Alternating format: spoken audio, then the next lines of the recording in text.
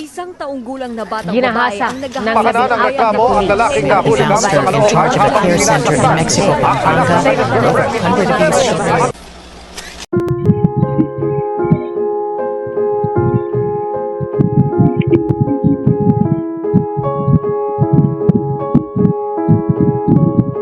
Good day, I'm Sofia Bianca Bibalbuena and I'm with...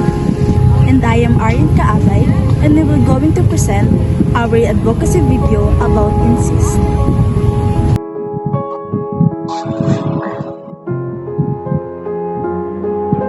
In many Filipino homes, may mga problema na hindi nakikita at hindi pinag-usapan.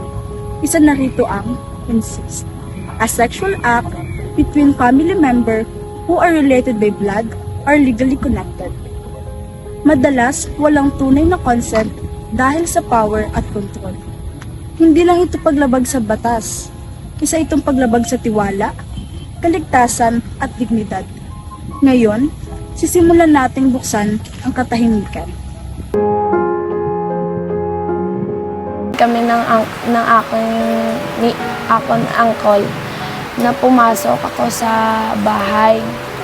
Tapos, sinabihan niya aking mga kapatid na tumulog. Pag sabi niya na tumulog, pinahiga niya po ako.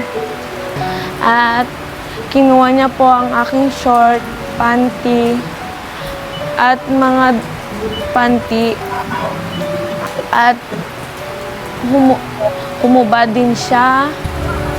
Sa Pilipinas, karamihan ng incest cases ay hindi naiuulat dahil sa takot, hiya at pressure nang huwag ilabas ang problema sa pamilya.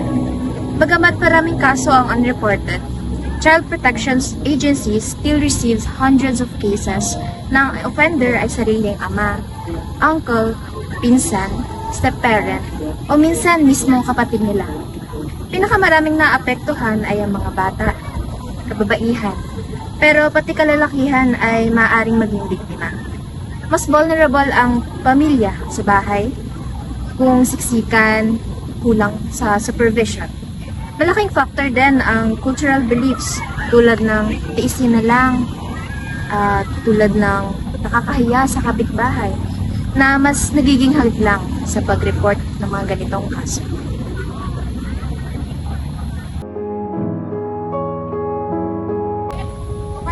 Bakit nga ba nangyayari ang incest? Ilan sa mga factors ay number 1, family boundaries. Pangalawa, poverty and overcrowding. Pangatlo, substance abuse.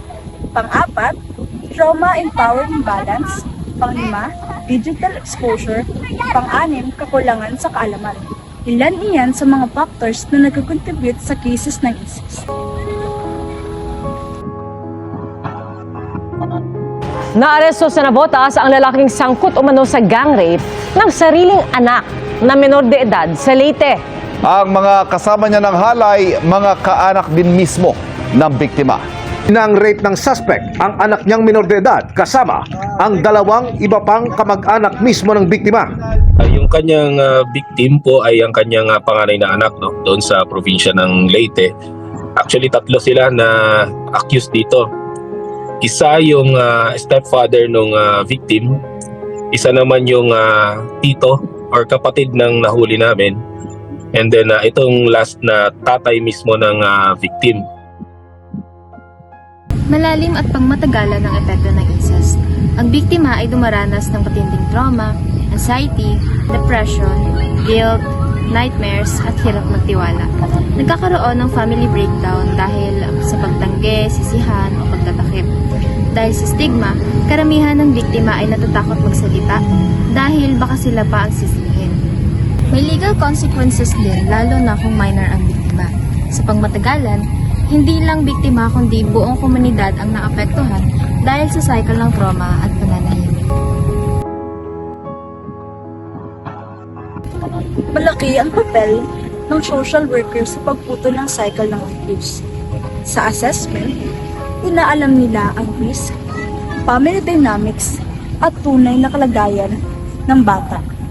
Sa intervention naman, nagbibigay sila ng counseling, crisis management, safety planning, at referrals sa DSWD. Child Protection Unit at mental health professional. Tinutulungan din nila ang process sa barangay at justice system. May mga batas tulad ng RA 7610, Child Protection, at RA 9262 or BAUC na nagbibigay ng legal protection at suporta sa mga biktima.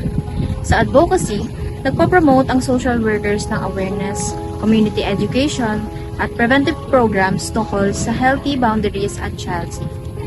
Ang layunin ay protektahan ang vulnerable, tulungan ng survivors, at pigilan ang future abuse. Ang INSIST ay lumalago sa katahimikan. At ang katahimikan ay pumapabor sa mga nangaabuso. Pero kaya nating baguhin ito. Makialam, Makinig sa biktima, tulungan ang pamilya, at i-report ang abuso. at sama-sama tayong bumuo ng komunidad na ligtas para sa lahat. Break the stigma Break the cycle. and be the change.